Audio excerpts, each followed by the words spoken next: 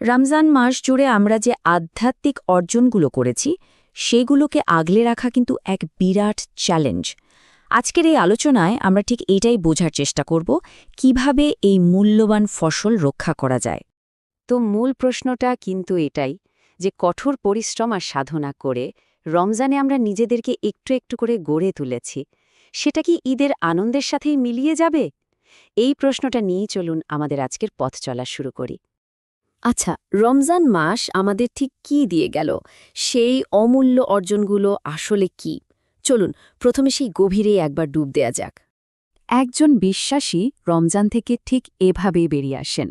তার ভেতরে থাকে একটা নতুন উদ্দীপনা, আল্লাহর সাথে সম্পর্কটাকে আরও মজবুত করার এক দৃঢ় প্রতিজ্ঞা, আর পাপ থেকে মুক্ত একটা পবিত্র মন।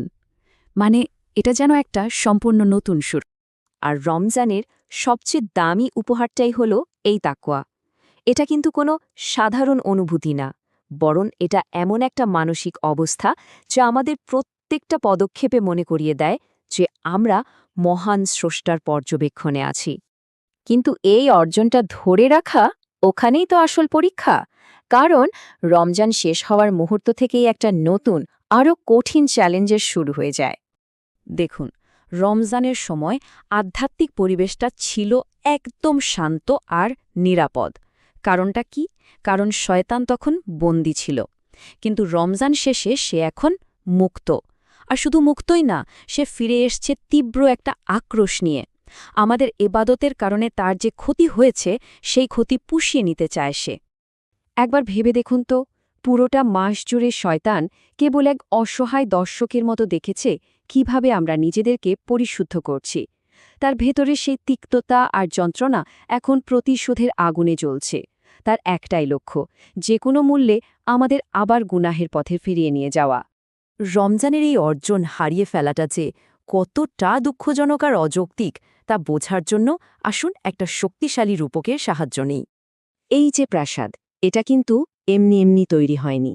এর প্রত্যেকটা ইটের পেছনে আছে আমাদের ক্ষুধা, তৃষ্ণা, নির্ঘুম রাত আর নিজেদের প্রবৃত্তির বিরুদ্ধে করা কঠিন সংগ্রামের গল্প। এটা আমাদের কঠোর সাধনার এক জীবন্ত প্রতীক। এই আধুনিক উপমাটা দিলে হয়তো বিষয়টা আরও পরিষ্কার হবে। ভাবুন তো, মাসব্যাপী কঠোর পরিশ্রমের পর চূড়ান্ত সাফল্যের ঠিক আগের মুহূর্তে কেউ যদি নিজের সব কাজ এক ক্লিকে মুছে ফেলে, এর চেয়ে বড় আত্মঘাতী কাজ আর কি হতে পারে বলুন?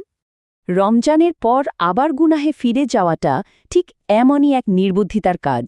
যে নিজের কষ্ট করে জমানো সম্পদ নিজ হাতে পুড়িয়ে ফেললে সমাজ তাকে যেমন বোকা বলে, আমাদের এই কাজটাও ঠিক ততটাই অযৌক্তিক। আর মজার ব্যাপার হল, এই ধরনের আত্মঘাতী আচরণের ব্যাপারে পবিত্র কোরআনেও কিন্তু একটা চিরন্তন সতর্কবার্তা দেওয়া আছে। আয়াতটা একবার গভীরভাবে চিন্তা করুন। আল্লাহ তাআলা একটা বাস্তব উদাহরণ দিয়ে আমাদের এমন কাজ করতে নিষেধ করছেন যা আমাদের সমস্ত অর্জনকে একেবারে ধ্বংস করে দেয়। এই আয়াতের পেছনে একটা ঘটনা আছে। বলা হয়, মক্কায় এক নারী ছিলেন যার একটা অদ্ভুত অভ্যাস ছিল।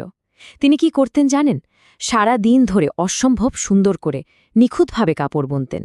কিন্তু দিনের শেষে তিনি নিজের হাতেই সেই সবটুকু পরিশ্রম ছিঁড়ে টুকরো টুকরো করে ফেলতেন। ভাবা যায়? তার মানে তার সারা দিনের কষ্টের কোনো দামই থাকল না।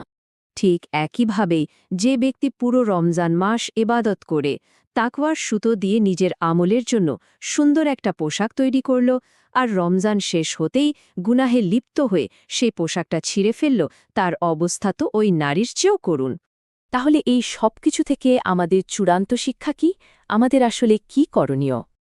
আমাদের অর্জনগুলো এক মূল্যবান গুপ্তধনের মতো, আর এটা রক্ষা করার দায়িত্ব আমাদেরই।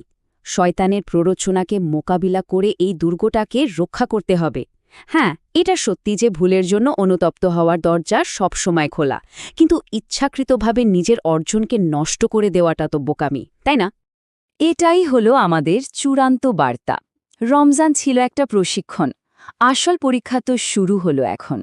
আসুন আমরা আল্লাহর সাথে করা আমাদের অঙ্গীকার রক্ষা করি, আর তাকওয়ার এই আলোক বর্তিকাটাকে যেন সারা বছর জ্বালিয়ে রাখতে পারি।